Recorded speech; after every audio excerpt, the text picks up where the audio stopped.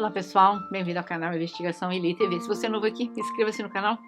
Meu nome é Sandra Dias, sou advogada e ativista contra o tráfico humano nos Estados Unidos. Trago toda semana aqui, terça e sexta, casos solucionados, casos sem solução e também de desaparecimento misterioso. Eu gostaria aqui de fazer um comentário, antes de iniciar o vídeo, que muitas pessoas julgam outras pessoas porque elas estavam fazendo uso de substâncias ilícitas e, de certa forma, culpam as vítimas pelo que ocorreu. Eu reitero aqui o que eu falei muitas vezes: não existe nada, mas nada na face da terra que justifique uma pessoa tirar a vida da outra, a não ser que seja por legítima defesa. Então, nos comentários, vamos tentar não culpar a jovem aqui, porque no final da história, o único culpado de tudo é o perpetrador do crime, né? Não as vítimas. Eu trago sempre histórias com o intuito que nós possamos aprender, infelizmente, com os erros dos outros, para que nós não acabamos aí caindo nas mesmas armadilhas. Mas no caso de hoje, esse caso ocorreu em 22 de julho de 1995, na cidade de Arroyo, na Califórnia, onde um grupo de jovens, Joseph Fiorella, Jacob de Lasmuti, Royce Casey, queriam trazer fama para a banda que tocavam, mas para isso tiveram que oferecer um sacrifício a Lúcifer. Isso mesmo. Foi durante uma sessão lá de ensaio da banda na garagem da casa de um deles. Eles tinham uma banda de heavy metal chamado Hatred, que os adolescentes discutiram sobre tirar a vida de uma moça que nunca tinha tido nenhuma relação com algum homem. Os adolescentes estavam convencidos de que se eles sacrificassem uma pessoa, o diabo ficaria feliz e eles seriam capazes de alcançar a fama mais rapidamente. Então, na noite de 22 de julho de 1995, na pequena cidade de Arroyo Grande, na Califórnia, eles telefonaram para uma amiga deles, Elise Marie Powell. Elise era uma atriz aspirante de 15 anos. Ela foi descrita como despreocupada, levou uma vida cheia de atividades, entre esportes, ambições teatrais, igreja e tal. No entanto, a Elise teve problemas com substâncias ilícitas na adolescência. Seus pais a matricularam em um programa de recuperação numa casa chamada Mariposa Community Recovery Center, e foi durante nessa recuperação, nessa casa, que a Elise ela acabou lá conhecendo o Jacob das Lamut. Os três adolescentes que tiraram a vida da Elise, como eu falei anteriormente, é o Jacob, o Royce e o Joseph. Quem são esses jovens? O Jacob de Lasmuti tinha 15 anos quando o crime foi ocorrido. Seus pais eram mormons, praticantes, e o Jacob foi enviado para essa casa de recuperação quando descobriram que ele tinha um problema com substâncias ilícitas. Durante essa recuperação lá no centro, o Jacob conheceu a Elise. O Royce Casey tinha 16 anos na época do fato e o Joseph Fiorella 14. O Joseph Fiorella foi quem apresentou os dois amigos para o satanismo, tendo colecionado vários livros sobre o assunto, lia o tempo todo, era uma jovem de todos, e eles se converteram rapidamente e não mantiveram isso em segredo. Era sabido que os três meninos estavam interessados no satanismo. Seus colegas se apresentaram durante o julgamento e afirmaram saber dessas atividades deles, né, que era estranha, né, a ideologia deles. Elise, ela estava assistindo TV na companhia de sua família, quando de repente recebeu o telefonema do amigo Joseph, que disse que ele e seus colegas queriam se divertir e que eles tinham uma erva verde lá para fumar e se ela queria encontrar-se com eles. Quando o pai foi dormir, ela simplesmente acabou indo lá encontrar-se com eles, que acabaram dirigindo para uma floresta, né? Lá ela já conhecia os meninos. E deixa eu explicar aqui uma coisa. A Elise, alguns meses atrás, antes desse dia fatídico, ela foi atraída por essa área remota por esses meninos. Só que quando ela encontrou-se lá com os adolescentes, um deles estava segurando um objeto cortante e os outros gritavam: faça isso, faça isso. O Royce admitiu que todos pensaram que a Elise acreditava que eles estavam brincando. E é por isso que ela não foi à polícia, ou seja, eles tinham planejado fazer isso contra a vida dela. Só que lá na hora, deu pânico, mudaram de ideia, só que na cabeça da Elise, eles estavam brincando com ela, então ela não acreditou que aquilo fosse verdade, ela nunca foi na polícia, nunca comunicou isso à família dela. Então, quando eles ligaram para ela, vamos sair, não sei o que, de novo, ela, ok, vamos. E eles acabaram indo para essa região o bosque dos eucaliptos, que era longe da cidade. Começaram a se divertir, fumar erva verde e tal, até que eles resolveram executar o plano. Um deles tirou o cinto que estava usando, quando ele estava distraída, colocou em volta do pescoço, começou a puxar. Os outros dois a seguraram pelos braços e o outro usou o objeto cortante que acabou vindo a perfurar o pescoço dela. Eles contaram no julgamento que ela chorava e pedia pela sua mãe. Os três se revezaram para atacá-la, apesar dos apelos que parassem. Eles não o fizeram. Em vez disso, começaram a pisoteá-la para acabar com a vida mais rápido. Até que quando ela parou de se mover, eles ficaram orgulhosos de que tudo isso tinha acontecido e o pior, quando ela estava sem vida, eles violaram o corpo dela. E o pior, por 8 meses, eles continuavam voltando para violar o corpo dela. Agora, uma pessoa se desintegra completamente depois de algumas semanas. Como que 8 meses? 8 meses é um cadáver. Eles iam lá para ter intimidade com o cadáver. Veja o nível de psicopatia desses meninos. No dia seguinte, o pai de Elise acordou e foi ao quarto dela, porém não a encontrou, então ele resolveu relatar o desaparecimento dela. Só que, no entanto, as autoridades disseram que ele tinha que esperar alguns dias para fazer o relatório, porque anteriormente a Elise já havia sido dada como desaparecida e voltou para casa, mas dessa vez não foi assim. Por meses ninguém sabia do paradeiro da Elise e os 3 adolescentes começaram a contar para os amigos na escola. Mas claro, ninguém acreditou neles, ninguém levava a sério. Mas o Joseph Fiorella, que era o mais novo, acabou contando até para a mãe dele do que tinha feito e que seus amigos haviam participado. Acontece que 8 meses, como eu falei antes, já tinham se passado e a confissão inesperada do Joseph foi um fator determinante para solucionar o caso, mas ele resolveu contar não porque ele tinha remorso, é porque, segundo ele, os outros cúmplices disseram que a Elise não seria a única a ser sacrificada e que se ele não queria participar disso, ele poderia ser eliminado, então ele tinha medo de ser eliminado, ou seja, ele não fez nada disso por remorso, simplesmente porque ele queria salvar a pele dele. Os jovens estavam planejando esse ataque, como eu falei, um mês anteriormente, só que, como eu mencionei, quando eles foram lá, né, para invocar o diabo e tal, falar sobre sacrifício e tal, só que não deu certo porque ficaram com medo.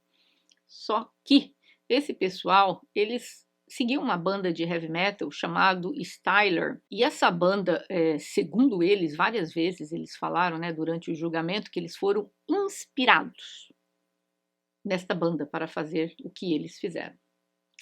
Acontece que um desses meninos do grupo, o Royce Casey, se converteu ao cristianismo e ele estava disposto a confessar o crime, mas ele disse que os amigos disseram para ele: se você não está conosco, você não mais existirá. Então, por medo de ser eliminado, ele também resolveu contar tudo. O tempo que ele estava fazendo essas coisas com o pessoal, ele começou a ir a uma igreja evangélica. E lá, na igreja, ele começou a ver que errado, né? O que ele fez. Precisou ir lá para poder saber que isso era errado. Então, dentro dele começou um conflito, que ele achava que aquilo não era a coisa certa a ser feita, porque o grupo queria continuar fazendo isso com outras pessoas. E porque ele disse que não era que era a primeira vez que eles fizeram isso, mas acontece que a banda lá, o pessoal disse lá para eles que eles ainda continuariam fazendo isso com outras pessoas, e ele também não estava a fim de participar de mais disso não, então ele estava com medo que se ele se rebelasse contra o grupo ia acabar também se vingando dele, né? Aí que acontece o seguinte, o incidente, o Jacob e o Joseph foram presos, né? E eles confessaram que eliminaram sim a Elise, e os adolescentes explicaram que tinham fascínio pelo ocultismo, satanismo, e eles queriam ser famosos com a banda deles de heavy metal. Mas que, infelizmente, que eles pensaram que para conseguir isso, esse sacrifício, nada mais, nada melhor do que escolher uma jovem loira, olhos azuis, que nunca tinha tido intimidade com homem algum. E o Joseph, o mais novo, sugeriu aos amigos fazer o tal do sacrifício. e quando percebeu que eles estavam começando a compartilhar a ideia dele, apesar dos 14 anos, ele acabou se tornando o líder desse grupo. E ele continuou coletando informações sobre ocultismo, sobre satanismo e começou a ler livros sobre assuntos, pesquisou sobre tudo. Até buscou encontrar pessoas satanistas que pudessem o educar mais sobre o assunto. Aí, com o passar dos meses, o Joseph já estava ali catedrático no tema e ele começou a comunicar-se com outros grupos de satanismo e tal. E o pessoal dele, os 2 seguidores, perceberam lá que realmente o menino sabia de muita coisa. E segundo ele, nas pesquisas, o Joseph disse que eles tinham que ir em cemitérios de desenterrar ossos de pessoas, porque isso era parte do ritual, e eles iam lá realmente no cemitério na madrugada, tirar ossos, olha isso. E acontece que tudo isso começou a pesar na cabeça do Royce, porque ele começou a achar que isso não era correto. Mas ele ainda continuava indo, ele ainda estava participando disso, ele só não estava disposto a fazer mais sacrifícios. Então, o mais triste nessa história é que precisou uma garota da idade dela, na adolescência, perder a vida para que esses 3 psicopatas acabassem presos. E como eu falei, durante 8 meses que o corpo dela não foi encontrado, estava na floresta, eles continuavam indo lá a violar o corpo. E o Royce disse que depois ele começou a sentir-se mal. Só que ele levou 8 meses indo lá. Então eu não acredito muito nessa conversão dele, não. O diário do Royce haviam descrições de Satanás se levantando, havia menção de como é que eles podiam satisfazer a Satanás, só que ao mesmo tempo existiam entradas dele, escritas dele no diário, como se houvesse um conflito do que ele sabia o que era certo e do que ele estava fazendo que era errado. Então havia esse conflito entre eles. E acontece que o Joseph, o mais novinho lá, era o pior de todos, né? Não sei se dá para categorizar como era o pior de todos, porque tudo que os 3 fizeram é abominável, né? Mas o diário era assustador, porque ele fazia alusões às práticas ocultas, mas nas últimas páginas mostrava um total falta de qualquer sensibilidade, qualquer resto de humanidade dentro de um menino daquele, tão novo, 14 anos. E tinha essa coisa horrível dentro dele, quase uma força motriz por trás de tudo isso. Só que eles acabaram todos sendo presos. Em 1997, eles foram condenados à prisão perpétua com chance de liberdade condicional após 25 anos. Os pais da Elise entraram na justiça contra a banda Slayer, porque os meninos diziam que eles foram inspirados com as músicas dessa banda, mas o juiz disse que as letras da banda, essa banda Slayer, são repugnantes e profanas, mas que não direciona ou instrui quem está ouvindo para cometer tais atos. Então, que culminou no falecimento da Elise. Então, os pais dela não ganharam essa ação na justiça porque as letras eram repugnantes, mas da outra banda, mas isso não queria dizer que a banda estava os conduzindo ou incitando para que eles praticassem tal fato. O Royce teve a liberdade negada pelo governador Gavin Nelson em junho de 2021. O Joseph Fiorello tem uma audiência de liberdade condicional agendada para julho agora de 2023, que eu tenho certeza que vai ser negada. E o Jacob tem uma audiência de liberdade condicional marcada para dezembro de 2024. Todos eles receberam prisão perpétua com chance de liberdade condicional após 20, 25 anos. Isso não quer dizer que na liberdade condicional deu o tempo, eles vão sair. Não, deu o tempo já de um deles. Só que quando foi lá para ser ouvido, para saber se ele já se reabilitou, o que a pessoa fez da vida dela, se conseguiu convencer a justiça, não convenceu. Então foi negado. Pode ser que daqui 2 anos ele aplique de novo, daqui 2 e vai. Tem gente que nunca vai sair, apesar de ter a chance de liberdade condicional, de aplicar para a liberdade condicional. É uma coisa que difere um pouco do Brasil. A pessoa cumpre lá um pouco da pena tal e sai. Aqui nos Estados Unidos você precisa ser ouvido por um painel de 3 pessoas que trabalham dentro da lei há muito tempo. Eles não são juízes, eles não são advogados, eles são funcionários treinados. Eles vão ver o que a pessoa fez aqueles anos todos na prisão, vai saber se essa pessoa se tem remorso, se ela estudou lá dentro, se ela tem... O que ela fez da vida dela. Obviamente que vai ser ouvido sempre. Toda vez que tem que sentar na frente desse grupo, para saber se a pessoa pode ser solta ou não, a família da vítima tem direito a ir lá e dizer por que aquela pessoa não pode ser solta. É uma coisa horrível, porque imagina a família ter que ir lá. Algumas, a cada 2 anos, às vezes a cada 3 anos, a família continua indo para pedir que não soltem, não soltem. Então, não acredito que esses meninos sairão da prisão.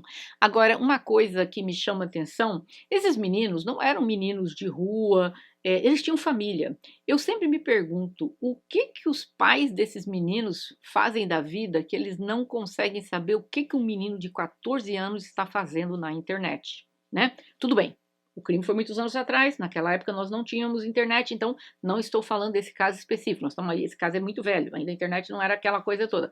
Eu estou dizendo de hoje em dia, porque ainda hoje em dia existem crimes desses acontecendo com meninos de 15, 16, 17 anos, fazendo essas coisas de satanismo, e a família não sabe. Como não sabe? Não controla de vez em quando lá o uso da internet, menino de 12, 13, 14, 15 anos.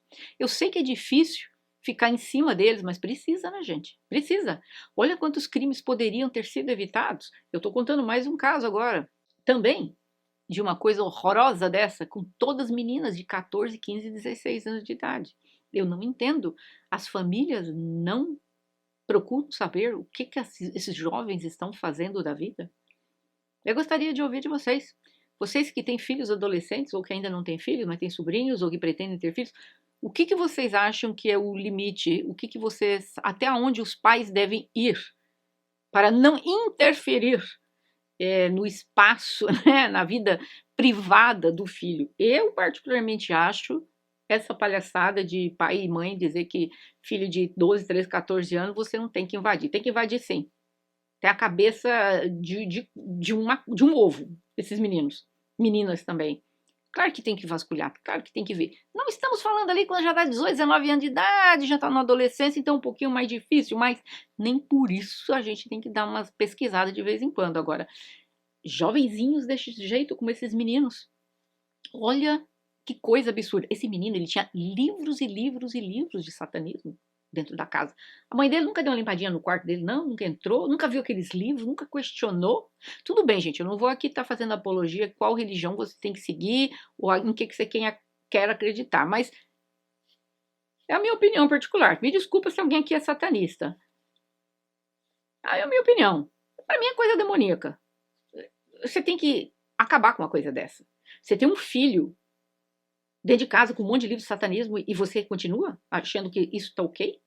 O menino tinha 14 anos de idade, tinha um montão de livros. Os pais vêm e fazem nada. Ai, que mundo que nós estamos, gente. Que é isso? Eu gostaria de ouvir a opinião de vocês. Eu achei que a pena foi perfeita. Pena prisão perpétua, com chance de liberdade condicional, que nunca vão ter, porque vão ficar aplicando, e não vão sair nunca. E se um dia saírem, vão ter lá uns 70 anos de idade, né? Eles estão no lugar que merecem. Mas eu sempre bato na mesma tecla. Muitos crimes podiam e poderão ser evitados se os pais fossem um passo à frente dos filhos, prestando atenção no que os filhos estão fazendo para que não chegue a esse ponto. Não vou culpar que o pai, a mãe e o pai dos 3 aí, os meninos se tornaram o que se tornaram por causa deles. Não, mas que deram uma abertura suficiente para que isso ocorresse, deram.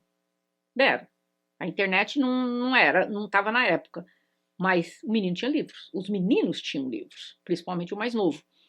Então, os pais tiveram a chance de dar um passo adiante e falar: não, meu filho, o que é isso aqui? Vai pôr tudo isso aqui no lixo. Não vai ficar lendo essas porcarias, não. e tentar saber o que meu filho anda aprontando por aí, né? Mas infelizmente é o caso de hoje. Eu gostaria de ouvir de vocês. Até que idade vocês acham que os pais devem ficar vasculhando a vida dos filhos? Eu, particularmente, acho que até os 18 tem que vasculhar de noite, noite e dia, revirar a casa, pôr de ponta cabeça o quarto. Depois dos 18 já não vai ser tão ao extremo, mas mesmo assim eu ainda acho que precisa ficar de olho neles aí por mais uns 2, 3 anos depois dos 18 anos de idade. Mas até os 18, meu Deus. É isso, pessoal. O caso de hoje, infelizmente, uma história muito triste, mas vamos aprender com elas que existem crimes que podem ser evitados. E eu creio piamente que esse era um crime que talvez poderia ter sido evitado se os pais tivessem feito alguma coisa. Mas, infelizmente, 3 psicopatas. Não quer dizer que todo psicopata precisa tirar a vida de alguém. Nós bem sabemos que existem psicopatas entre nós que não tiram, nunca tiraram a vida de alguém, nunca tirarão, tá? Mas talvez poderia ter sido evitado. E é isso, pessoal. Eu vejo vocês em breve. Até mais.